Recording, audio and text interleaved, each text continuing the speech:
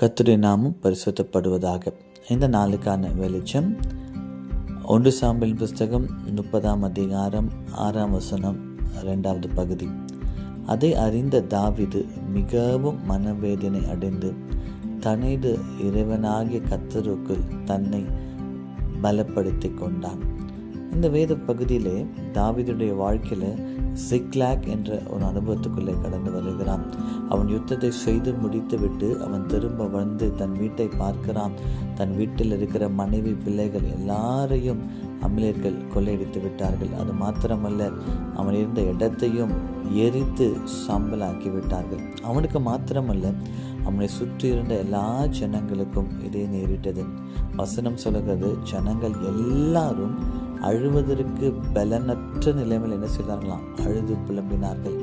அப்போ எல்லாரும் அழுது கொண்டிருக்கிற நேரத்தில் திடீரென்று எல்லாரும் தாவீதுக்கு விரோதமாய் திரும்பினார்கள். எல்லாரும் தாவீதை கல்லெறிய நினைத்தார்கள்.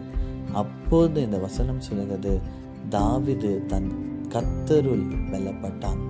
பல நேரத்தில் கர்த்தர் நம்மை பலப்படுத்துகிற தெய்வன் என்று நாம் கேட்டிருக்கிறோம். என்னை பலப்படுத்துகிற கிறிஸ்து இயேசுவினாலே எல்லாவற்றையும் செய்ய எனக்கு பலன் உண்டு என்று வசனம் சொல்லுகிறது.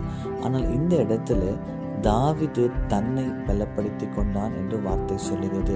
அதுக்கு என்ன அர்த்தம் என்னவென்றால், இந்த இடத்துல தாவீது கர்த்தருடைய வாக்கு தத்தத்தில் கர்த்தரை விசுவாசித்து கர்த்தருள் தன்னை பலப்படுத்தி கொண்டான் என்று வார்த்தை சொல்லுகிறது. அப்போ இந்த கால வேளையில கூட நம்முடைய வாழ்க்கையில கூட இப்படிப்பட்ட சிக்கலாகின் அனுபவம் வரலாம். ஒருவேளை ஒரு பலவீனமாக இருக்கலாம், ஒரு வியாதியாக இருக்கலாம், ஒரு பண தேவையாக இருக்கலாம். இது திடீரென்று நம்முடைய வாழ்க்கையில் வந்த சில பிரச்சனைகளாக இருக்கலாம். இதன் மத்தியில் நாம் கர்த்தரை தேடுகிறோமா?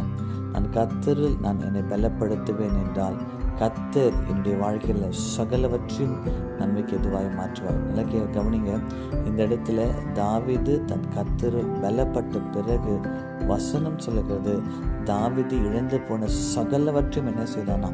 அவன் திருப்பி கொண்டான். அது மாத்திரமல்ல, இவனை கல்லெறிய நினைத்த ஜனங்களும் பின்பு தாவீதோடு கூட சேர்ந்து யுத்தத்தை செய்தார்கள். அப்போ நீங்கள் பலப்படுவீர்கள் என்றால் உங்களோடு சுற்றி இருக்கிறவர்கள் பலப்படுவார்கள். நீங்கள் பலப்படுவீர்கள் என்றால் உங்களுடைய குடும்பம் பலப்படும். உங்களுடைய மனைவி பிள்ளைகள் எல்லாரும் பலப்படுவார்கள். இந்த காலை வேளையில நம்மை பலப்படுத்துகிற தேவனிலே நாம் சார்ந்திருப்போம் என்றால் அவர் நம்மை நடத்துவார். அன்பின் பரலோக பிதாவே, இந்த காலை வேளையிலப்பா நாங்கள் உங்களிலும் உங்களுடைய வாக்கு தத்தத்திலும் பலப்பட்ட எங்களை கிருபை தரும்படி நாங்கள் ஜெபிக்கிறோம். உங்களுடைய பலத்திலே எங்களை நடத்துவீராக. இயேசுவின் நாமத்தில் பிதாவே, ஆமேன், ஆமேன்.